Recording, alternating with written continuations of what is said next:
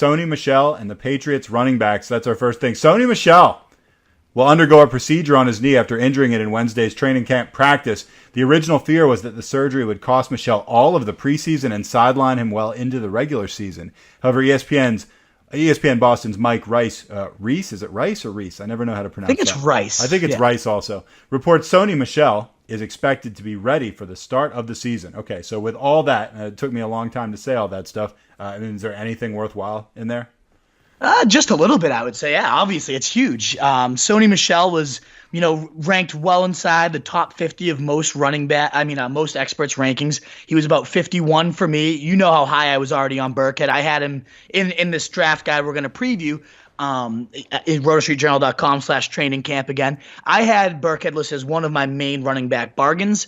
And at this point, it's obviously true because there's even more value coming to him. He was, at the time, rated by me 61 ADP and ECR. He was 90 at an ADP, ECR 84. So I was a nice, almost 30 spots higher than what he was going for in drafts. My worry now is that he's going to shoot up so much that he might not become as great of a value anymore. He went up, for me, to about 50 on the big board because he seems like the most natural bet to inherit whatever that work was going to be as the most versatile guy, the guy that can do the early down work, but also catch the ball well, whereas James White's still more locked into the receiving down role. What I'm worried about now, though, is if Sony's not in there, the Pats love their rotation. What if they work in one of these bigger guys, Jeremy Hill or Mike Gillislee, whichever one makes the team, maybe both of them make the team, who knows, into that goal line role that I think Burkhead was pegged for as long as Michel was on the field doing some of that early down lifting. Maybe now Belichick pulls Burkhead from that role, keeps him more in the early down role, and these big guys working. So I'm a little bit nervous about Burkhead now. I'm not going to lie. I thought he was in a great spot to be a huge factor there. And I think he still obviously will have some value, especially if he's, again, the main primary ball carrier.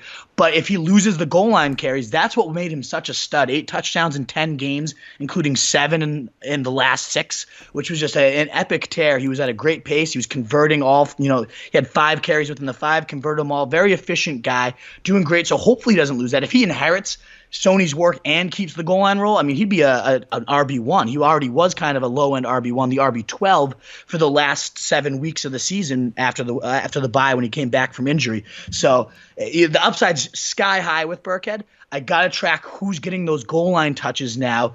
And Sony, in the aftermath of this, a lot of people are starting to write him off. Roto-World's report saying he's no more than a late-round flyer. I disagree with that. This guy, the Patriots overlooked a ton of humongous defensive deficiencies to take this guy in the first round. They clearly love what they saw. They clearly had a vision for what he was going to do. He's often compared to Alvin Kamara for being slippery and creating after, underrated power and just gliding through holes and gets upfield in a hurry, no wasted movement. A lot of Alvin Kamara tendencies. Our guy Dane Brugler wrote about Sony Michel, who we love, wrote elusive in tight quarters due to start-stop footwork, shows burst in and out of his cuts, quickly scans and gets north-south, excellent timing and initial acceleration through the hole, deceiving run strength to maintain balance while tacklers slide off of him.